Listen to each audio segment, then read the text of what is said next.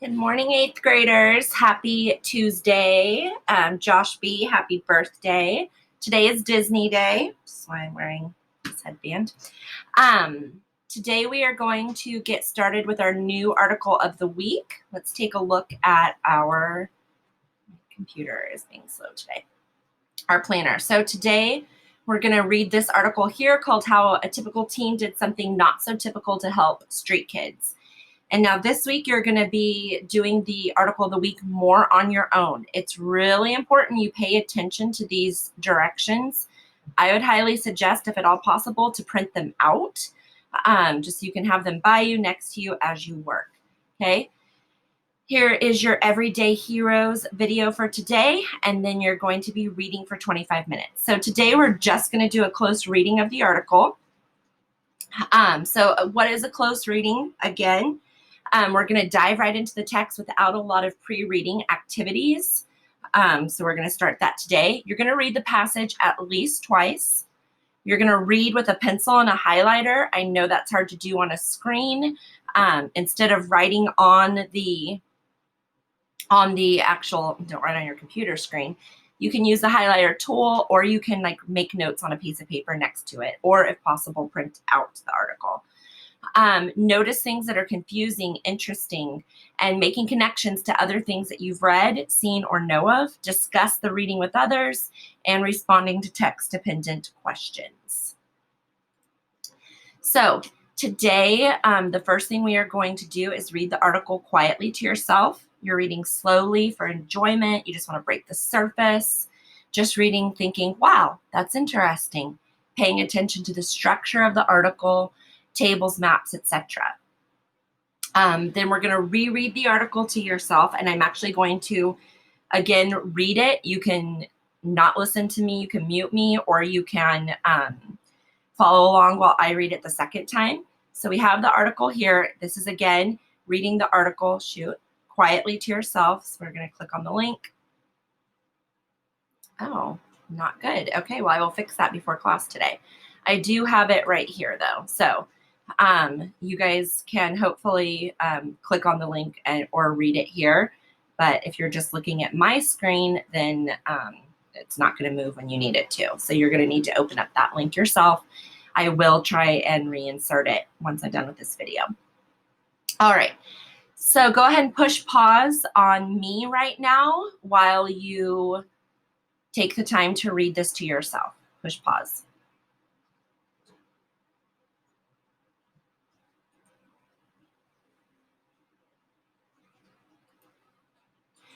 All right, so now we are going to read the article again. Again, I'm going to read it aloud.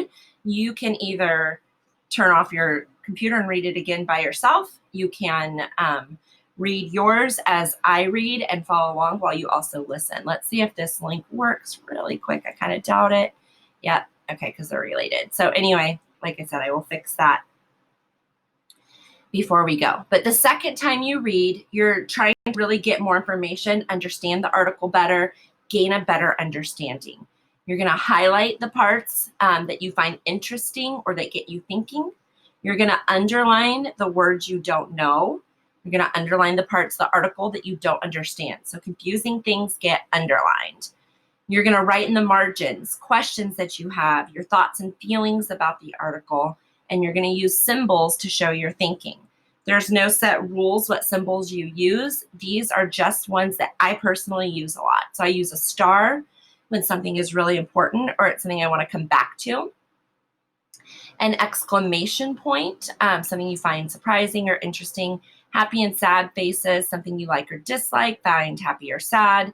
And question marks for things you don't understand. Especially at this time, when you are reading it on a screen, you might just want to jot notes down, and you can put down a number. These numbers right here, this is 1, this is 5, those tell what paragraph it is. Okay, so you could write 1, interesting, or 3, question mark. Okay, you can make notes kind of like that so you know which paragraphs you want to refer back to. All right. So you should have read it once to yourself at this point. I am now going to read it to you. So ideally, you'll listen to me read and you'll follow along as I read. All right, so How a Typical Teen Did Something Not So Typical to Help Street Kids by Linus Una. In this informational text, Linus Una, a freelance journalist, discusses one teen's work helping street kids in southern Nigeria. Una covers the subject of global health, conflict, agriculture, and development in Nigeria. Okay, and as you read, take notes on how this teen has improved the lives of street children. You also might want to keep our essential question in the back of your mind. I forgot to put it on today's slideshow, but it is what compels some people to want to help or need to help others? All right. So 3 years ago, he was hanging out on the streets of his hometown in Calabar, a port city in southern Nigeria, on his way to watch a soccer match at a secondary school. Then something happened that turned Okina into a very untypical teen. He met a 13-year-old homeless kid named Frederick. The two struck up a conversation. The boy told Okina, then 15, that he was dancing in bars to earn tips to buy food and meet his other basic needs. James Okina began to wonder, why was this kid living on the streets? He spoke good English, he seemed to be bright. Maybe if he had a place to sleep and could go to school, Okina thought, the kid could one day have a decent life, a life of dignity. And so Okina said he felt compelled to change the lives of street children. That's an ambitious goal for anyone, let alone a teenager in Calabar. According to a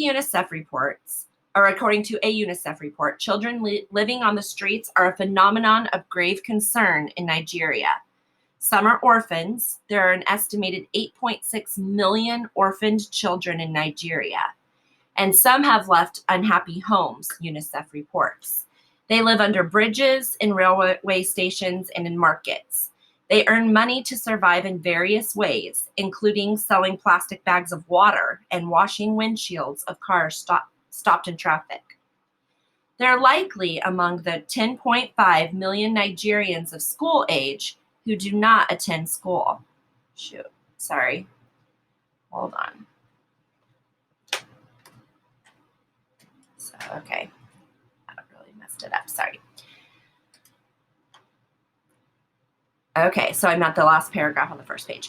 They're likely among 10.5 million Nigerian school-age children who do not attend school, and they're at risk.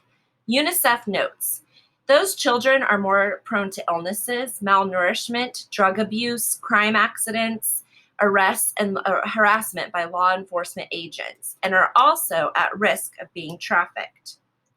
So how could Okina help these kids? And I look like I'm glitching, so I hope you guys are able to understand this. His first idea was to use some of his own money. He had a part-time job with La Chakra Wares and Branding, a clothing designer and manufacturer, so he had money in his pocket.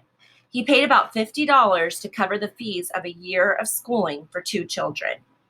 Then he had another idea. Maybe he could help the kids earn their own money off the streets. He invited some of the street children to meet Lamora Anslem Ijimokani, at the time the general manager of the clothing company, and he asked if they could be hired to sweep and clean the office. That request made Ijimokai nervous for 2 reasons. First, he says, I was worried that having these kids around the office posed some sort of security threat, because people say the street children are responsible for mayhem and criminal activities.